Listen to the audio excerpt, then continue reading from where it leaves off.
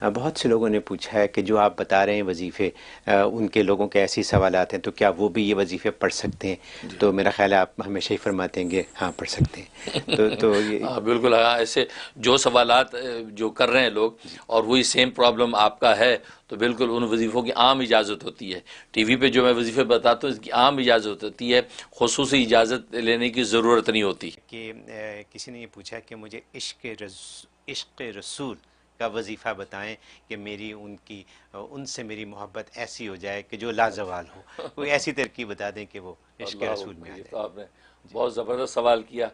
اول تو کسی مومن کا قلب ایسا ہونا ہی نہیں چاہیے جو عشق رسول سے خالی ہو، کیونکہ عشق رسول کے بغیر تو ایمان رہتا ہی نہیں ہے۔ ایمان کی روح اصل میں عشق رسول ہے۔ تمام اعمال صالحہ اور عبادات کی روح ایمان ہے، اور ایمان کی روح عشق رسول ہے صلی اللہ علیہ وسلم۔ اور عشق سے جو قلب خالی ہو گیا تو وہ قلب نہیں، وہ ویران ہے۔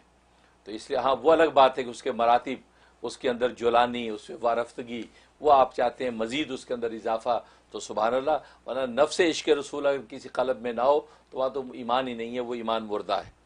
تو اس کے لیے جو بہت سے طریقے ہیں، بہرحال میں اپنی جو مشاہدے تجربے کے طور پہ آپ کو بتاتا ہوں، اس پہ عمل کریں۔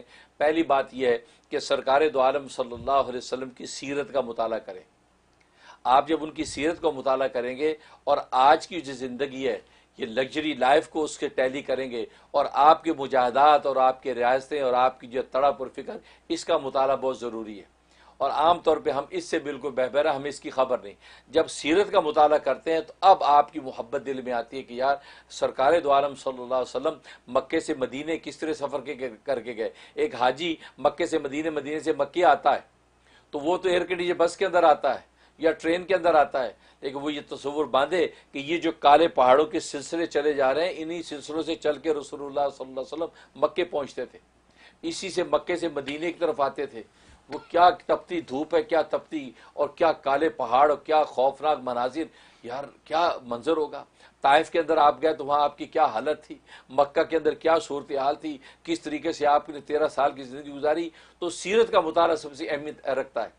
اس کے لیے میں ریکمینڈ کروں گا یہ وہ حضرت مولانا ادریس صاحب کاندھلوی رحمۃ اللہ علیہ کی کتاب سیرت مصطفیٰ، سیرت مصطفیٰ صلی اللہ علیہ وسلم۔ یہ ورنہ سیرت کی بہت کتابیں ہیں، لیکن میں یہ ریکمینڈ کروں گا کیوں کہ بہت سی ایسی کتابوں میں بعض ایسی بھی لوگوں نے لا علمی میں باتیں لکھ دی ہیں جس سے نقصان پہنچا۔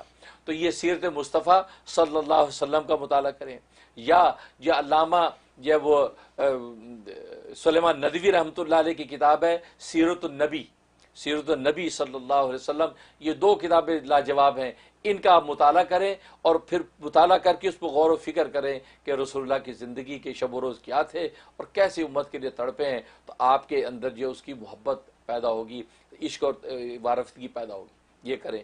اور دوسرا کام یہ کریں کہ شب جمعہ میں، کیونکہ شب جمعہ کی جو عبادتیں ہیں وہ رسول اللہ صلی اللہ علیہ وسلم کے پاس پہنچتی ہیں، شب جمعہ میں کم سے کم 1000 مرتبہ جو ہے دروشی پڑھنے کا اہتمام کریں، 1000 مرتبہ۔ اور عام طور پہ میں یہ دروشی ریکمنڈ کیا کرتا ہوں، اللہم صلی وسلم و بارک علی محمد و آلہ و صحبہ الفی مرتین، الفی مرتین، یہ آخر میں ملانا ہے۔ یہ ایک دفعہ آپ پڑھتے ہیں تو رسول اللہ صلی اللہ علیہ وسلم کو 10 لاکھ دروشی پہنچتے ہیں۔ یہ ایک درود 10 لاکھ کے برابر ہے۔ اس کو یاد کر لیں، مختصر بھی ہے اور اس پورا جامع ہے۔ اللہم صلی وسلم و بارک علی محمد و آلہ و صحبہ الفی مرتین، مرتین تا کے نیچے زیر پڑھنا ہے، زبر پڑھ دیا تو پھر وہ اس کا عدد کم ہو جائے گا، لیکن زیر پڑھیں گے تو یہ 10 لاکھ۔